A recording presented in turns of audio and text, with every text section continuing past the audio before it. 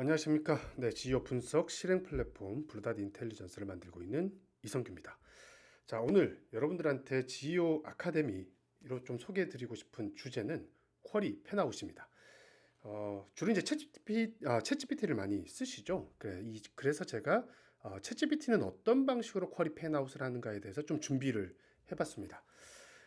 사실 이제 저희도 고객들을 좀 만나다 보면, 그러니까 챗GPT의 이 쿼리 펜아웃이라는 용어에 대해서 아직도 조금은 생소하게 느끼시는 분들이 적지 않았습니다.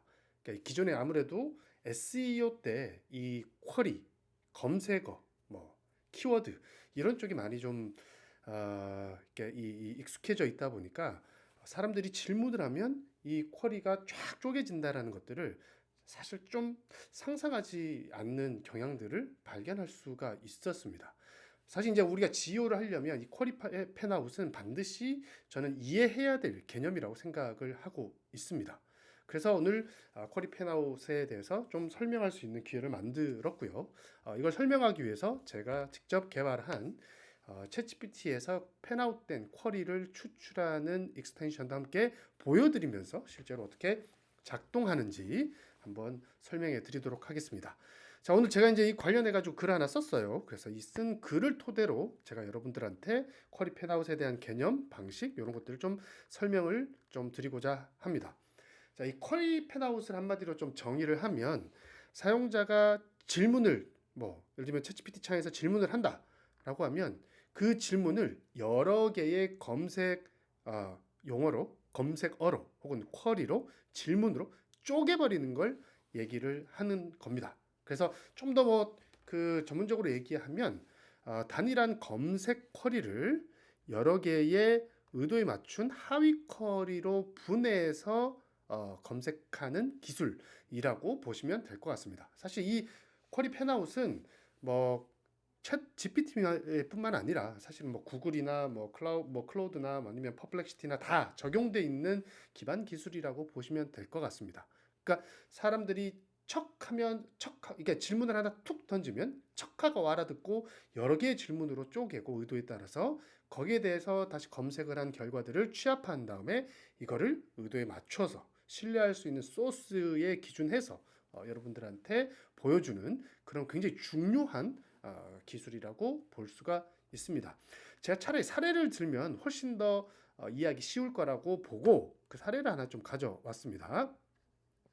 자, 저희가 이제 제가 개발한 이 블닷 AI 펜아웃 익스트랙터 이 추출기인데요. 자, 여기서 이제 챗GPT만 지금 추출하는 것이 좀 현재는 가능해서 제가 그 사례들을 여기서 한번 보여드리도록 하겠습니다. 제가 챗GPT에 요런 질문을 넣은 적이 있습니다. 저희가 아무래도 이제 GEO2를 만들고 있는 입장이다 보니까 이제 궁금해서 그래서 요거를 대신 이제 생각하기라는 이제 옵션이 있죠. 예를 들면 여기 보면 생각해줘 이런 게 있습니다. 심층 리서치 있고 그다음 웹 검색 있고 이런 것들이 있는데 제가 이 쿼리 펜아웃을 좀 잘 설명하기 위해서 일부러 생각해줘 모드로 검색을 해봤습니다. 제가 던진 쿼리는 국내에서 가장 인기 있는 AI 검색 최저가 툴을 소개해 주세요 라는 거였고요. 그랬을 때 얘가 펜아웃을 몇 개를 시켰냐? 무려 18개의 쿼리로 바꿔 던졌습니다. 많죠? 근데 다른 것들 보면 이제 한 개인 경우도 있고 한 두세 개인 경우도 있고 제 쿼리를 또 영문으로 막 보내는 경우도 있습니다. 여하튼 제가 이 유형을 분류하기 위해서 일부러 이렇게 만든 거니까 여하튼 그 부분을 좀 이해를 해 주시고요. 자, 그래서 만든 쿼리를 제가 분류를 좀 했습니다.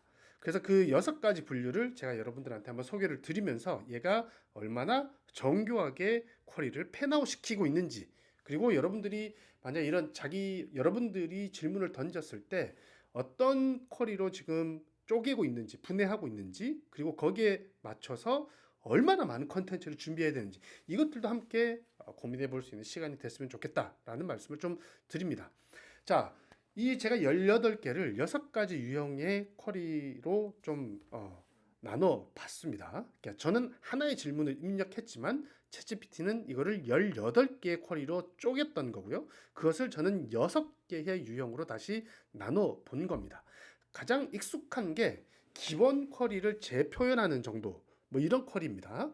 그러니까 예를 들면 제가 아까 이제 그 뭐 국내에서 가장 인기 있는 뭐 이 지오 툴은 무엇인가요? 이렇게 뭐 이 질문을 했을 때 얘는 세 가지의 다른 쿼리로 만듭니다. 사실상 거의 똑같은 표현이긴 해요. 근데 다만 이제 이렇게 좀 나눠 갖는 거죠. 그래서 예를 들면 국내 지오 플랫폼 AI 검색 최저가 서비스 한국 뭐 이게 이 로컬을 늘 넣더라고요. 그리고 한국 AI 검색 최저가 플랫폼 지오 서비스 이런 식으로 이제 기본적으로 제 질문을 표현만 좀 바꾼 쿼리로 쪼개는 뭐 이런 유형을 기본 쿼리의 재표현 쿼리다라고 저는 설명을 하고 싶고요. 두 번째는 언어 확장 쿼리입니다. 제가 이것 때문에 참 많이 당하기도 했습니다. 제가 아까 이렇게 좀 보여드렸지만 꼭 뭐 이 우리 것만 그런 게 아니라 뭐 이런 방식으로 제가 봄 햇볕에 피부가 걸리지 않도록 이렇게 질문하면 얘는 이렇게 질문을 던져버립니다. 쿼리를 맨 선스크린 SPF50 이런 경우는 정말 많습니다. 여기서도 예를 들면 영문으로 쿼리를 던지는 경우죠. 그러니까 이런 경우를 찾다 보니까 여러분들이 챗GPT를 하다 보면 검색 결과물에 해외 사이트가 나오는 경우를 자주 보게 될 겁니다. 사실 다 그게 얘가 그 쿼리를 확장하면서 쿼리를 분해하면서 여러분들 질문을 더 분해하면서 더 신뢰할 수 있는 출처를 글로벌 차원에서 찾으려고 하는 방식 바로 그것에서 비롯된 것이다라고 볼 수가 있습니다. 이런 경우는 정말 자주 여러분들이 목격하게 될 거고요. 제가 여기서도 이런 방식으로 실제로 쪼개는 것들을 우리는 확인할 수가 있었습니다. 세 번째 유형은 특정 사이트 내 검색입니다. 실제로 이제 쿼리가 들어가는 거 보면 아예 사이트 검색이 딱 들어가 있죠. 이 사이트 내에서 이 쿼리를 뿌려서 검색을 해오는 방식입니다. 특정 사이트를 딱 지정하는 거죠. 결국 이제 이거는 밑에 엔티티 기반의 비교 검색으로 이미 요런 지금 질문이 있으면 요런 사이트에서 찾아봐야 되겠네. 그러면 그 사이트에 직접 쿼리를 뿌려가지고 이제 이 좋은 출처를 찾아보자라는 겁니다. 생각보다 이게 되게 많아요. 여기서도 이제 보시다시피 이제 저희 쪽 사이트도 막 찾아보고 있죠. 이런 것들을 좀 확인할 수 있는데 이런 쿼리 유형을 특정 사이트 내 검색 쿼리라고 저는 분류하고 있습니다. 그리고 이제 엔티티 기반의 비교 탐색. 그러니까 하나의 어떤 엔티티가 나오면 여러 개 보통 이제 언브랜디드 쿼리라고 얘기를 하는데 어떤 특정 브랜드가 포함되어 있지 않은 경우에는 그 의도를 포함하고 있는 다양한 엔티티 제품들을 동시에 이제 찾는 거죠. 그래서 뭐 예를 들면 국내 플랫폼에 놓고 블루닷, 인텔리전스, 뭐 넥스트 이런 경쟁사들도 같이 뿌려서 검색을 하는 방식입니다. 그리고 다섯 번째는 여러분들 아마 이 출처에 꼭 언론사들이 좀 나타나는 것들을 확인하실 수 있을 텐데요. 혹은 블로그나 아니면 커뮤니티 사이트가 등장하는 것들도 있을 겁니다. 그래서 여러분들이 질문을 한 걸 보고 의도를 읽어서 가장 신뢰할 만한 이 토픽과 관련된 토픽 권위도가 높은 그런 언론사를 찾아가지고 거기서 바로 직접 쿼리를 던져버려서 출처를 가져오는 그런 쿼리 유형이라고 볼 수가 있습니다. 저는 이 미디어 쿼리에는 예를 들면 커뮤니티 쿼리, 언론사 쿼리 뭐 이런 것들이 다 포함되어 있다라고 저는 좀 보고 있고요. 만약에 이제 어떤 그 질문을 던지자에 따라서 여기는 언론사가 나올 수도 있고 언론사와 예를 들면 커뮤니티 뭐 이런 미국에서는 레딧일 거고 한국에서는 티스토리나 뭐 네이버 검색에 있고 뭐 이런 것들이 다 포함될 수 있다라는 말씀을 좀 드리고 싶습니다. 그리고 이제 추천 의사 결정 쿼리인데요. 이거는 제가 약간 뭐 어떤 추천을 해달라 꼭 그런 것들을 질문하지 않더라도 얘는 이런 것들을 추천 해가지고 쿼리를 새로 생성을 해서 검색을 하게 되는 겁니다. 자, 저는 질문을 하나 했지만 얘는 이거를 18개의 질문으로 분할을 했습니다. 그리고 그 분할한 것들을 다양한 방식으로 이쪽 서버에 뭐 저런 검색에 예를 들면 또 이런 사이트에 직접 뿌려서 신뢰할 만한 출처들을 쭉 긁어오는 거죠. 그리고 그 긁어온 것들을 이제 여러 리랭킹 방식이라든지 뭐 관련된 검색이라든지 이런 걸 통해 가지고 마지막으로 재정렬하고 랭킹을 매기는 그런 과정을 좀 거치게 되는 것이 우리가 보고 있는 바로 챗GPT의 검색 방식이다. 그래서 여러분들이 이제 좀 이해를 하셔야 될 것들은 이 챗GPT는 기본적으로 어떤 쿼리를 가져오게 되면 그 하나로 바로 검색하는 경우도 있긴 하지만 평균적으로 한 두세 개씩 막 쪼개는 경우, 그 다음에 뭐 예를 들면 추론으로 가게 되면 훨씬 더 많은 쿼리로 쪼개는 방식들이 현재 구현돼 있다.